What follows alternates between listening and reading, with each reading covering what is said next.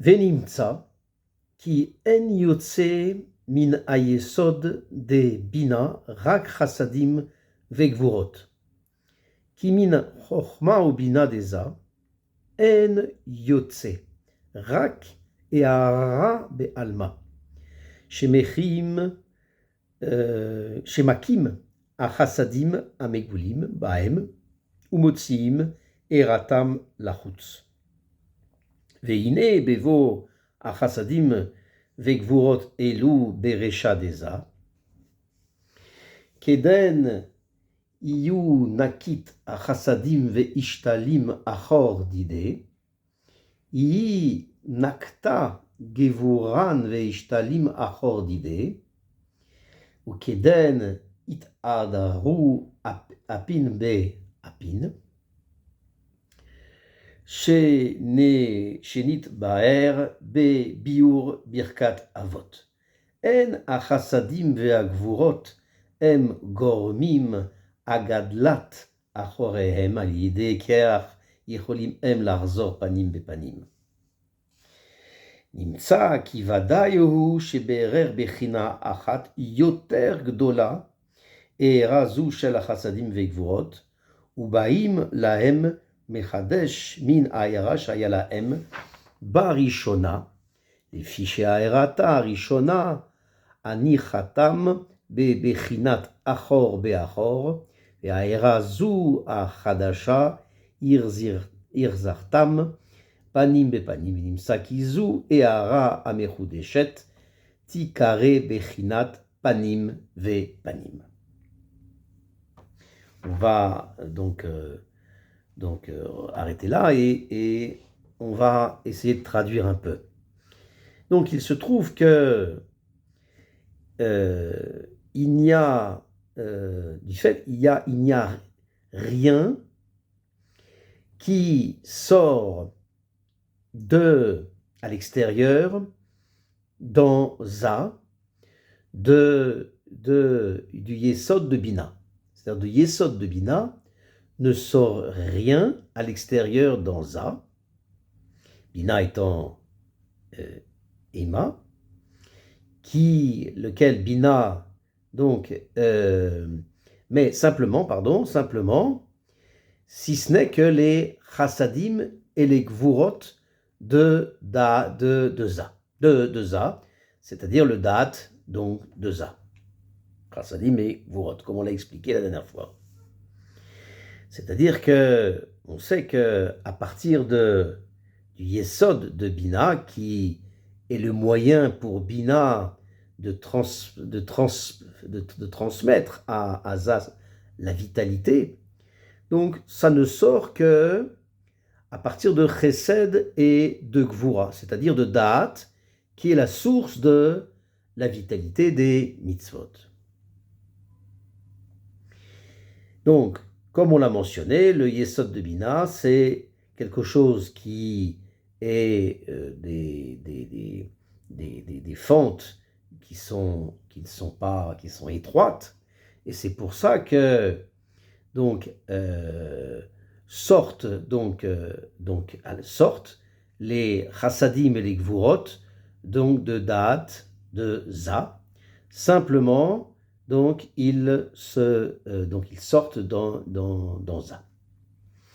Car, déjà, on a expliqué que les mochines que représentent Chochma et Bina de Za, du fait qu'elles sont habillées dans Netzach et Od de Ima, qui se diffusent dans toute la longueur de Za, à la fois à droite et à gauche, c'est pour ça qu'il ne va pas sortir de la lumière des mochines, donc à l'extérieur, donc dans Za.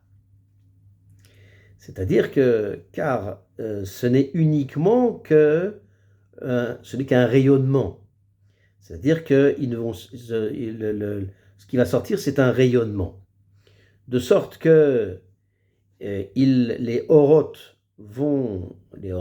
ce rayonnement donc va frapper les chassadim qui donc sont sortis, donc on va dire à l'extérieur de Bina, dans Za, et dans le Kéli de Netzach et Od de Ima, où les Mochin de Chorba, dans lesquels il y a les Mochin de Chorma et Bina de Za, et sortent donc uniquement le reflet à l'extérieur, le rayonnement à l'extérieur, et non pas l'essence, Atzmut.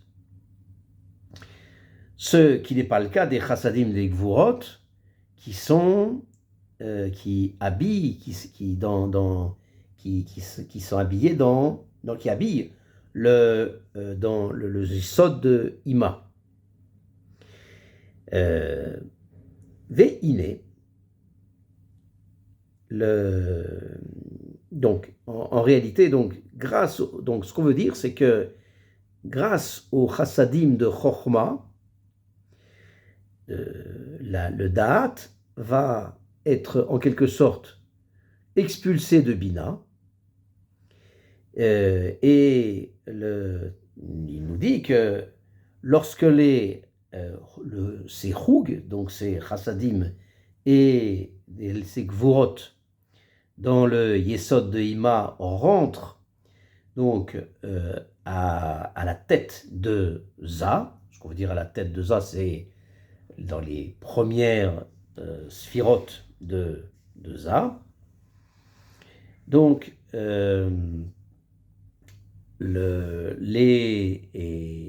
donc parce que les lumières se répandent donc vers le bas dans le gouffre de Za. Donc, après cela, les chassadim reviennent et remontent jusqu'aux 3 premières sphirotes de Za, jusqu'à Gar. Et ainsi, lorsque donc ce Za va prendre pour lui les chassadim et va compléter son arrière. Donc pour compléter son achor. C'est-à-dire que au départ, il y avait chez Az, donc au départ, il n'y avait qu'un seul achor.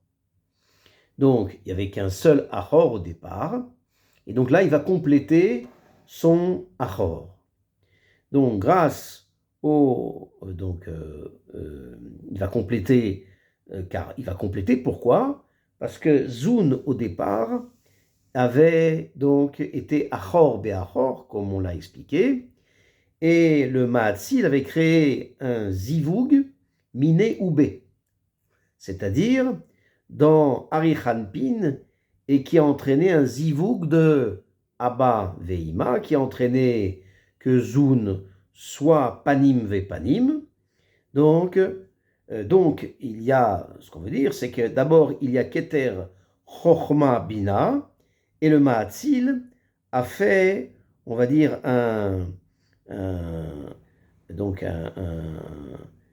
entre Abba Veima et Zun, donc il a fait un retournement de sorte que ils deviennent panim be panim. Donc c'est-à-dire que ce qu'on veut dire, c'est que les chassadim donc ont donné à Za, donc ont été distribués à Za, et grâce à eux, donc il y a eu une complétude de la construction de son achor. Mais si les Gvurot donc sont descendus dans Za, donc elles vont donc à l'arrière de Za, et donc sont données donc par le dad de Nougbé, qui se tiennent à l'arrière. Et donc ce Nougbé, cette Malchut, donc a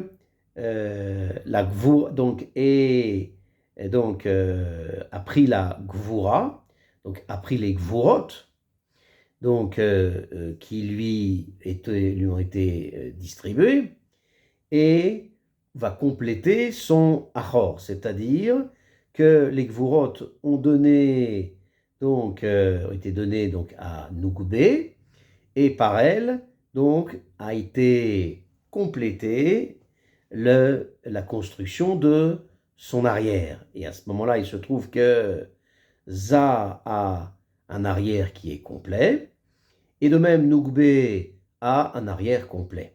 Ainsi, Za et Nugbe donc, peuvent donc se retourner parce qu'ils sont complets. Et c'est pour ça que chacun d'entre eux, donc, il a un arrière complet. Et donc, et de même, donc, ils se sont retournés, Za et Nugbe, et se tiennent cette fois-ci panim be panim. Et à ce moment-là, ils peuvent donc se retourner parce que leur arrière est complet. C'est ça l'idée qu'ils puissent se retourner panim be panim. Et il n'y a plus cette crainte de l'influence des clipotes, parce que maintenant, elles ne peuvent pas saisir leur arrière. Ce qui n'est pas le cas au début, lorsque l'arrière n'était pas complet, de Za et de Nugbe. Chacun d'entre eux avait donc qu'une moitié, donc comme on avait dit, il n'y avait qu'un seul kotel, il n'avait qu'une moitié d'Achoraïm, et à ce moment-là, les Chitsonim pouvaient avoir une influence. C'est pour ça qu'ils se tenaient Achor Be'achor. Comme on l'a expliqué, tout ça dans Shara Kavanot, dans l'explication de Birkat Avot. Également, donc, il y a lieu d'expliquer comment les chassadim et les gvurot qui sont tombés de Arichanpin, donc qui ont été donnés de Abba Veima dans le Da'at de Za, ont entraîné l'agrandissement et la complétude de la construction de l'arrière de Za et Nugbe, parce qu'ils ont pu, Za et Nugbe, se retourner et se placer face à face. Il se trouve que l'entrée des chassadim et gvurot dans Za était pour les besoins c'était pour deux raisons. La première raison, c'est que les chassadim et les gvurot agrandissent et complètent le Achoraïm de Zun, de Za et de Nugbe. Et la deuxième raison, c'est que grâce à ça, Za et Nugbe pourront être donc se retourner et demeurer face à face. Et également, donc Abba Veima ont donné donc à deux fois ont donné leur mochin à Za et Nugbe. Alors une première fois, c'était lorsque ils ont créé, donc lorsque Za, donc ils ont créé Za et Nugbe, et ils les ont construits pour faire des partsoufim complets. Et alors Za et Nugbe sont demeurés à ce moment-là Achor Be'achor, donc dos à dos. C'est que chacun d'entre eux n'avait que, comme on l'a vu plusieurs fois, la moitié de l'Achoraïm. Et la deuxième fois, c'est lorsque Abba Veima étaient donc, on distribué, les chassadim et gvurot, on donnait les chassadim et gvurot à Za et Nugbe, de sorte qu'ils puissent compléter leur arrière. Il se trouve ainsi que c'est évident que, donc, du point de vue donc, d'un premier point de vue, le roug donc, est plus grand, cet éclairage de roug est plus grand que cet éclairage de chassadim. Donc l'éclairage de chassadim est plus grand, et donc ceux qui viennent donc Donc que la venue de Za et de Za et Nougbe, donc du nouvel éclairage venant de Abba ve Ima. Ah, donc avant était le Achor, on était Achor et Achor par rapport à cet éclairage. Donc par rapport à l'éclairage qui avait Zun au départ. C'est-à-dire que, pour reprendre, il se trouve que maintenant, c'est évident que d'un certain point de vue, cet éclairage de Hug venant de Za et donc qui viennent pour Za et Nougbe était donc plus grand que l'éclairage qu'il y avait au départ, c'est-à-dire au moment où ils avaient été créés. C'est-à-dire par rapport au premier éclairage. C'est-à-dire donc dont la création donc de Zun qui avait été placée donc dans le système de Achor Be'achor, et à ce moment-là, chacun d'entre eux n'avait que la moitié de Achoraïm. Et cette Ahara Hadasha, la deuxième lumière, qui a fait qu'il y a eu une complétude de leur Achoraïm, donc qui leur a permis de se retourner, que Za et Nougbe se retournent pour être face à face. Il se trouve que cette Ahara, donc Mechou Deshet, cette deuxième Ahara qui leur a permis de se retourner, est d'intensité plus grande que la première Ehara.